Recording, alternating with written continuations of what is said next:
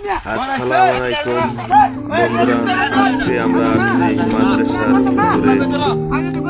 কিছুদিন আগেও এখানে জাল ফেলে মাছ ধরেছি, আজকেও আবার ছাত্রদের কাছে এদেরকে সাথে নিয়ে পুকুরে তেলাপি মাছ ধরে গেছে। হুজুর বললেন, তেলাপি মাছ ধরে সব বিক্রি করে দাও।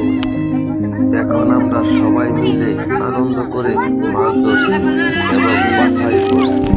ভিডিওটা ভালো লাগলে লাইক, কমেন্ট এবং সাবস্ক্রাইব করতে ভুলবেন না কিন্তু।